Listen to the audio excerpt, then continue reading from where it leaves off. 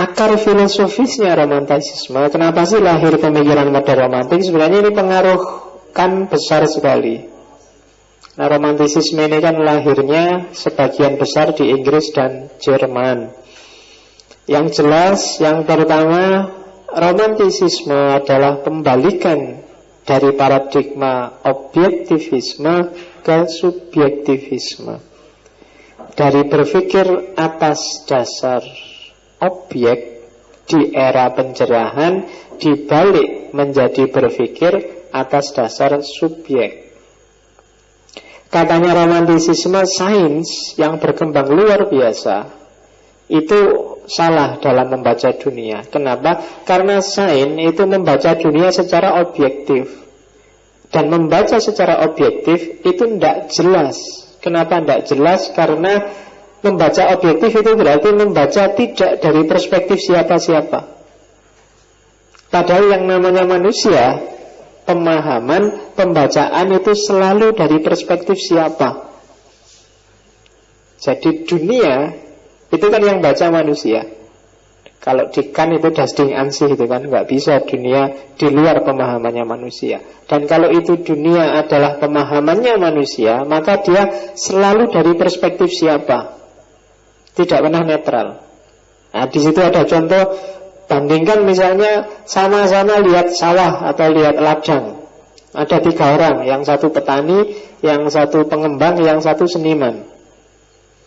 Dunia yang dilihat sama, tapi karena das Ding an sich tadi, sawah yang sejati itu tidak pernah bisa diakses. Pemahaman tentang sawah 3 orang ini pasti sesuai dirinya masing-masing. Petani begitu lihat sawah, wow ini enak ini, sudah waktunya nanam padi ini, sudah waktunya nanam jagung, itu tani. Kalau pengembang lihat sawah, wah ini harus dibeli terus diuruk buat perumahan di sini sip, kan gitu. Tapi kalau seniman, wah hijaunya melambangkan kesuburan, ini adalah kan mesti gitu. Sawahnya sama, tapi yang muncul di kepala 3 orang ini beda. Gitu loh. Kalau mahasiswa mungkin nonton sawah, mungkin terbayang bapakmu kan, alamat ini lulus mesti bali di kondeng sawah harus bapak. Ya mesti ngono pikiranmu. Sawah jadi monster yang menakutkan bagimu karena kamu takut kembali ke kampung dan disuruh kerja di sawah. Beda, sawahnya sama tapi cara orang menangkap sawah beda-beda. Maka realitas dan dunia itu selalu dari perspektif siapa, tidak pernah dari perspektif bukan siapa-siapa. Kadang-kadang yang disebut kemajuan bagi seseorang itu kemunduran bagi orang yang lain.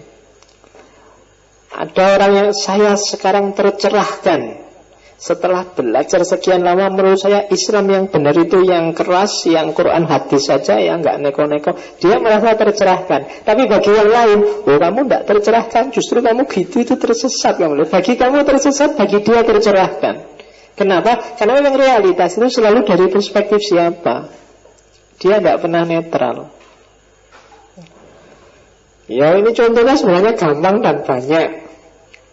Tiap hari kamu bergaul dengan ini. Mana yang lebih bagus, Ronaldo apa Messi? Mana yang lebih cakep?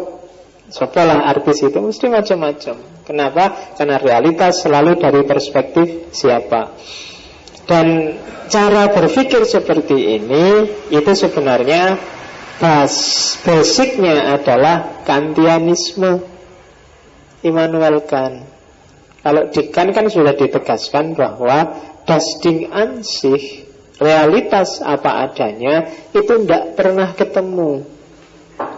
Realitas itu kan sesuatu yang bisa kamu, meja ini realitas, lantai ini realitas. Tapi meja yang sejati, lantai yang sejati kan gak akan ketemu. Selalu meja menurut aku, lantai menurut aku, atau menurut dia, atau menurut kamu. Gitu loh. Indonesia itu kayak gimana sih? Setiap kepala akan membunyikan secara beda-beda sesuai perspektifnya sendiri-sendiri. Indonesia yang asli terus kayak gimana? Nggak tahu. Nah, yang asli itu namanya das Ding an sich. Nggak bisa diakses das Ding an sich itu. Islam yang paling benar itu kamu pontang-panting nyarinya. Kenapa? Selalu Islam sesuai pemahaman setiap orang. Jadi dasding ansihnya Islam itu kalau pakai Immanuel kan nggak akan kepegang. Kalau ada orang tanya, lo kan bikin khilafah Islam itu ya menurut siapa? Lo Islam yang asli, dua asli itu menurut siapa? Akan susah mengejarnya. Selalu Islam menurut siapa? Maka mungkin kalau pakai perspektifnya kan bukan masalah mana yang sejati, mana yang tidak sejati, tapi masalah mana yang menang dalam pertarungan wacana untuk memperebutkan makna Islam itu dalam dunia sosial.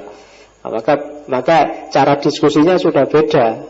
Bukan lagi mengejar otentisitas, tapi melihat pertarungan makna, pertarungan perebutan untuk mencari mana makna Islam yang dianggap leading, dianggap benar.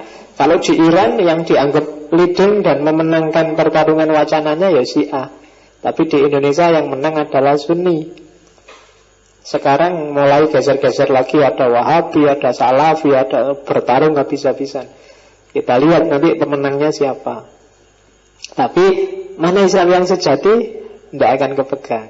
Semuanya Islam versi, Islam perspektif. Islammu juga Islam versi dan Islam perspektif. Dan itu ya natural aja. Al-Quran kan sudah bilang sir'atan wa minhajan wa ja'alna minkum. Jadi sudah memang tak bikin banyak jalur, banyak gaya, dan itu manusiawi.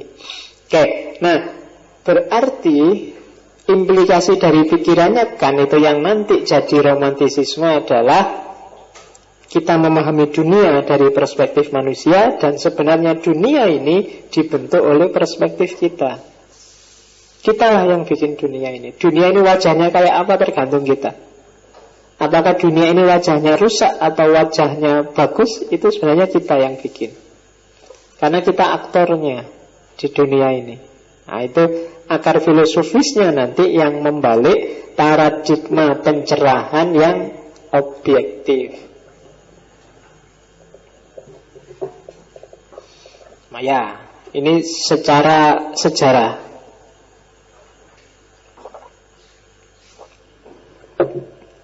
Kita telusuri pelan-pelan dari sejarahnya. Dimulai abad 18, dipuncai abad 19. Sekitar tahunnya sekitar tahun itulah 1790-an, puncaknya tahun 1820-an. Muncul pertama di Eropa Utara, khususnya Inggris dan Jerman, cuma inspirasinya dari Perancis. Termasuk yang memicu nanti revolusi Perancis, perangnya Napoleon, revolusi Amerika juga sebenarnya ikut berpengaruh. Kemudian catatan lagi, gerak, jadi romantik itu dia sebuah mode berpikir, tapi di awal kemunculannya sebenarnya dia sebuah gerakan. Dan dia ada di hampir semua bidang, bahkan termasuk politik. Yang kita kenal misalnya hari ini sebagai sosialisme misalnya, atau sebagai nasionalisme, itu sebenarnya anaknya gerakan romantik. Makanya nanti di antara aliran-alirannya romantisisme ada namanya nasionalisme romantik. Karena memang kalau saya ngomong nasionalisme itu cara bicaranya pasti model romantik. Right or wrong my country. Cerita kemerdekaan itu kan hampir semuanya cerita-cerita yang romantik. Pangeran Diponegoro, perangnya lama mengalahkan Belanda, Surabaya mengalahkan. Ini kan cerita-cerita yang romantik. Kalau diceritakan secara positivistik tidak enak. Jadi Surabaya digembur habis-habisan oleh Inggris. Akhirnya setelah berapa lama kalah, jatuhlah Surabaya. Itu kan secara positif menurut. Kalau diceritain di akhirnya kalah kan nggak enak. Tapi kalau cerita bagian romantiknya, meskipun hanya membawa bambu runcing, anak-anak Surabaya pantang menyerah melawan Inggris, gak ditambahi akhirnya tapi ya kalah juga. Nah itu, tapi gak enak kan kalau ditambahi yang terakhir yang positivistik, yang jelas dan faktual. Tapi ketika sisi romantiknya kan enak. Bayanganmu pokoknya bambu runcing bisa mengalahkan. Kan orang terus kesannya dengan bambu runcing bisa mengalahkan senjata modern. Padahal ya enggak. Siapa yang mengalahkan? Yang kalah ya kita. Aslinya ya kalah. Nah, tapi kalau diceritain kalahnya kan nggak enak. Ya diceritain yang dahsyatnya. Diceritain hanya bambu runcing saja. Hanya dengan ini, ya kan selalu gitu. Nah, itu romantik namanya. Nasionalisme kan juga begitu. Indonesia adalah harga mati, Indonesia adalah tempat itu sebenarnya romantik, intonasi romantik. Enggak. Apa kalau nggak ada Indonesia terus kamu nggak hidup? Kan yo sebenarnya negara itu kan belakangan, dia lahir juga belakangan. Kamu tinggal membangkitkan nasionalisme yang mana? Mungkin sekarang karena Indonesia rusak, tidak karu-karuan, ini harusnya Mojopahit ini hidup lagi. Karena kamu terus ngeno, itu sebenarnya romantisisme, pengen kembali ke belakang. Nah, ini gerakan seperti itu muncul di Eropa Utara tahun 70, abad 18-19. Kerinduannya sama, melihat ini ada revolusi industri yang luar biasa. Orang sudah jadi kapitalis semua, ngejar uang semua, terus ada kerinduan kembali ke era klasik, kembali ke abad tengah, kembali ke mistik-mistik kembali. Dan itulah romantisisme. Oke, asumsi-asumsi, ini asumsi filosofisnya secara umum, ini asumsi pemikirannya ya, bukan asumsi gerakannya. Romantisisme sebenarnya percaya bahwa hakikatnya manusia itu baik. Kayak agama, manusia itu fitrah, suci, hanya saja dia terus jadi rusak oleh institusi bikinan manusia sendiri. Baik itu institusi ekonomi, institusi sosial, institusi budaya, institusi agama, pendidikan, termasuk pemerintah. Kamu itu suci, murni, baik, jadi sampai kayak kamu hari ini. Itu sebenarnya yang merusak kamu. Itu mulai agama kadang-kadang juga gitu, sosial juga begitu, budaya juga begitu, pendidikan kadang-kadang secara gak sadar malah ngerusak kamu, apalagi pemerintah. Jadi kamu itu hancurmu itu gara-gara ikut yang gitu-gitu itu. Makanya jargon besarnya romantisisme yang pertama itu freedom, kebebasan. Bebaskan dirimu dulu dari segala macam institusi itu. Itulah. Jadi kalau sekarang banyak sekali labelmu, banyak sekali topengmu, lepaslah satu-satu.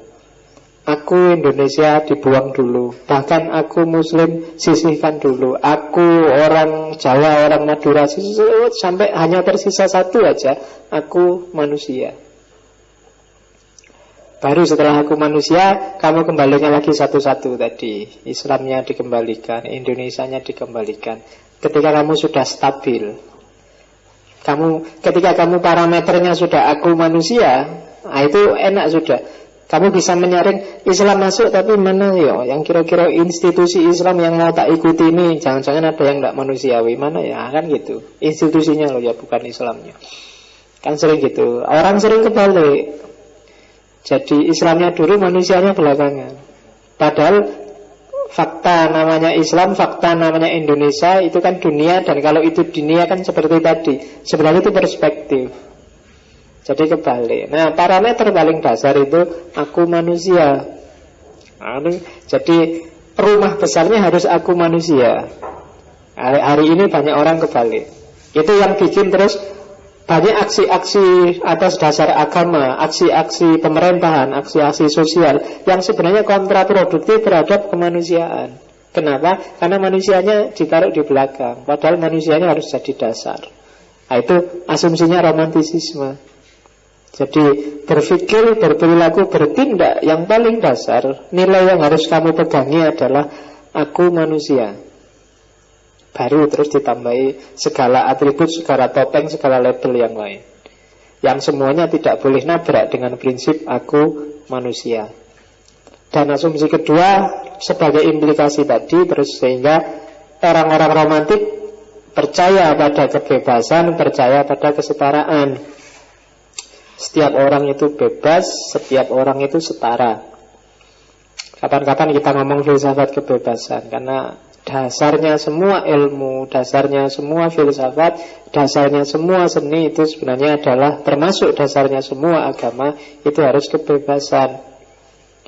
Karena bebas itu nanti korelasinya dengan moralitas, korelasinya dengan tanggung jawab, korelasinya dengan estetika. Kalau bahasa Inggris bebas itu ada freedom, ada liberty, ada independent. Masing-masing implikasinya beda-beda. Kalau freedom itu berarti bebas dari, kalau liberty itu bebas untuk, kalau independen itu mandiri, tidak terpengaruh. Untuk bisa freedom, untuk bisa bebas dari, pertama-tama harus independen. Maka proklamasi kemerdekaan itu kalau bahasa Inggris disebut Independent Day. Jadi harus independen dulu, tidak tergantung dulu. Itu syarat pertama. Selama kita masih tergantung, berarti kita tidak akan bisa freedom. Dan kalau tidak freedom, pasti tidak akan bisa liberty. Deliberate kalau bahasa filosofinya. Jadi kalau kita tidak independen, kita masih tergantung pada banyak hal, kita tidak akan bisa bebas dari. Paling tidak kita tidak akan bisa bebas dari ketergantungan kita. Kalau kita nggak bisa bebas dari, maka kita nggak akan bisa bebas untuk melakukan apapun. Freedom for. Jadi bebas untuk, itu liberty, itu kan freedom for. Nah, jadi kalau Indonesia itu masih banyak tergantung, sebenarnya dia belum merdeka. Jadi kalau diputus, sudah tak putus, kamu nggak tak utangin, terus Indonesia itu kolaps, itu berarti dia sebenarnya tidak merdeka. Jadi sampai hari ini mungkin kita sebenarnya belum merdeka. Independen ada belum, apalagi freedom, apalagi liberty. Nah, itu nanti masuk di filsafat kebebasan. Filsafat kebebasan sambungannya nanti filsafat keadilan. Nah, kalau bebas saja belum, nggak mungkin akan ada keadilan. Ya sudah benar, sila keadilan sosial itu paling akhir. Karena memang ya target dan fokusnya ada pada keadilan, tapi prosesnya harus bebas dulu. Dan itu yang pertama-tama diperjuangkan oleh kelompok romantik, kebebasan dan kesetaraan manusia. Oke. Romantisisme hakikatnya adalah reaksi terhadap yang pertama revolusi industri di zaman itu abad 18-19, yang kedua kekacauan politik, yang ketiga klasisisme. Revolusi industri itu adalah zaman ketika desa berubah jadi kota. Ketika masyarakat petani agriculture berubah jadi masyarakat pabrik, industri, manufaktur. Ketika orientasi untuk hidup bergeser menjadi orientasi untuk menumpuk harta, menumpuk modal. Nah, itulah nanti revolusi luar biasa yang disebut revolusi industri. Paling terkenal revolusi industri di Inggris. Populasi berkembang berpuluh kali lipat, pendapatan per kapita masyarakat berkembang berpuluh kali lipat, gaya hidup juga berkembang berpuluh kali lipat. Kalau mungkin dulu kamu hidup di desa, orang hidup bertani, tiba-tiba di situ dibangun pabrik 2 atau 3, rasakanlah perbedaan gaya hidup masyarakatnya. Mungkin kamu di desamu ada yang seperti itu. Saya nggak yakin ada nggak di desamu hari ini anak-anak muda yang masih siap untuk nggarap sawah. Saya nggak yakin. Simbahku aja kalau waktunya panen, waktunya bingung dia. Yang ada ya simbah-simbah tua-tua, ibu-ibu itu yang masih mau ke sawanan, main nandur. Yang kayak kalian itu nggak ada yang mau. Kabeh mikirin lulus S2, S3, engko dadi dosen, apa PNS, apa bisnis. Begitu bisnis kan bayanganmu bisnis itu yang buka usaha neng kota, buka toko, kan itu mesti pikiranmu. Apa MLM, apa kan mesti pikiranmu itu. Kamu jarang mikir, neng kampung nanti yang ngurusi sawah, yang ngurusi anu siapa. Sebenarnya itu secara tidak langsung dampak dari revolusi industri yang dulu dimulai abad 18. Cara berpikir kita. Kalau mentalitas pegawai itu sebenarnya yang menanamkan Belanda. Penjajah itu butuh. Penjajah itu ketika buka pendidikan zaman itu memang orientasinya ingin mencetak pegawai yang bisa dipekerjakan di tanah jajahan. Maka selalu ditekankan mentalitas kamu harus siap jadi pegawai. Dan sampai hari ini mental itu diwarisi hampir semua pelajar dan mahasiswa di Indonesia. Kalau ada lowongan PNS semua rebutan. Padahal itu sebenarnya didikannya penjajah. Cuma mentalitas jajahan ini kan masih melekat di kita. Buktinya ya sesuk rebutan PNS mesti kan. Nah, itu sebenarnya dampak dari revolusi industri. Atau mentalitas kapital. Mentalitas kapitalis itu saya tidak tahu Pelatihan-pelatihan entrepreneurship itu sebenarnya melatihkan mentalitas. Banyak yang melatihkan mentalitas kapitalis dengan usaha sekecil-kecilnya untuk untung sebesar-besarnya. Mentalitas ekonomi kapitalis. Jadi gimana caranya kamu kaya dengan cepat, kan fokusnya cuma ke situ aja. Nah itu sebenarnya itu dampaknya revolusi industri. Hidup jadi nggak nyaman sama sekali. Tidak ada fase menikmati kekayaan. Yang ada adalah fase mengumpulkan kekayaan. Kapan dinikmati? Wong begitu tua ya sik ngurusi pabrik, ngurusi perusahaan.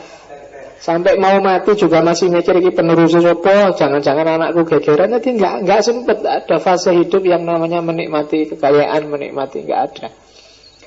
Itu sebenarnya diawali oleh revolusi industri. Bandingkan orang zaman dulu. Orang zaman dulu bapak ya ning sawah, ibu ya melu ning sawah, dan gak masalah. Begitu panen ya wis parine separuh dijual, separuh taruh di rumah dipakai sendiri. Kalau ada orang nyelepkan ya diselepke, tinggal masalah. Dan nyaman hidupnya, gak macam-macam, gak ada tuntutan macam-macam. Gak harus malam-malam ya gak ada TV, gak ada paling ngrungokne radio nyetel wayangan gitu. Orang kamu kan tentrem nonton di luar, anak kecil-kecil mainnya ya sekarang nggak ada PlayStation, nggak ada ya padang bulan pelayon di luar, sekarang nggak ada romantisisme masa lalu. Ya, sekarang mainan dolanan anak-anak aja kan sudah dikompetisikan, sudah kalian ngapain? Kalau dikompetisikan ya dia tidak akan hidup lagi kayak dulu. Kalau kepingin dia hidup lagi, bikin space-space terbuka yang nyaman untuk anak-anak main. Kemudian tradisikan, misalnya kalau malam merasa nonton TV, saya sing tua ya melu metu nongkrong, nanti anaknya otomatis ikut keluar sama bapak ibunya, gitu kan mesti gitu. Sekarang kan enggak, tradisinya hilang. Itu revolusi industri. Ini saya lupa lukisannya siapa. Sebenarnya tentang revolusi industri, bagaimana wajah desa yang berubah drastis jadi kota. Antara tahun 1760 sampai 1830-an. Itu dikenal sebagai revolusi industri. Sebenarnya sampainya itu tidak harus ditulis, karena sampai hari ini masih banyak negara yang sedang mengalami gegar industri. Ini salah satu contoh betapa cepatnya dampaknya revolusi industri. Coba masyarakat tahun Inggris itu tahun 1760-an jumlahnya sekitar 6 juta. 10 tahun setelah itu jumlahnya sudah 21 juta. Populasi meningkat drastis. Di London saja jumlah penduduknya 1750 itu sekitar cuma 500 ribuan orang. 10 tahun kemudian sudah sekitar 3 juta orang. Dan itu pasti semakin lama semakin berlipat-lipat cepat. Dahsyatnya industri. Keluarga petani tahun 750 itu jumlahnya 65%. 10 tahun kemudian merosot drastis jadi cuma 25%. Mungkin hari ini habis. Di barat nggak ada petani, paling untuk makan cuma ngimpor. Indonesia mungkin sedang mengalami yang 25% ini. Makin lama tanah-tanah makin habis, semuanya jadi perumahan. Iya kan? Ketika jadi perumahan, maka selain sumber daya tanahnya habis, sumber daya air juga pasti habis. Mana ada perumahan mau mikir sumber daya air? Yang penting kan dia paling di bor, di artesis, di itu dan itu menghabiskan sumber daya air sekelilingnya. Kalau kamu punya rumah, hati-hati yang dekat perumahan, biasanya sumurnya cepat kering mesti. Karena mesti disedot habis-habisan. Ya itu industri yang diberontak nanti oleh kelompok romantisisme. Kekacauan politik juga jadi sebab. Revolusi Amerika, revolusi Perancis, perang Napoleon. Ini yang memicu. Yang paling dahsyat itu revolusi Perancis, Raja Louis ke-16 zaman itu. Jadi pemerintahan kerajaan, model kerajaan yang diktator, diberontak sendiri oleh masyarakat menengah ke atas. Nanti masyarakat menengah ke atas ini terpecah dua juga yang berontak. Ada kelompok bangsawan, ada kelompok proletar, rakyat biasa. Dalam gelombang pertama yang memimpin nanti kelompok rakyat biasa, tapi terus dikalahkan juga oleh kelompok borjuis, antara lain Napoleon. Dan di Napoleon inilah nanti Perancis jaya, coba bikin perang di mana-mana. Napoleon itu kan sepanjang masa pemerintahannya dia kerjaannya perang terus. Ada sekitar, kalau di sejarahnya 7 apa 8 fase perang, yang hampir semuanya dimenangkan Napoleon kecuali fase-fase terakhir ketika kalah dia di Rusia.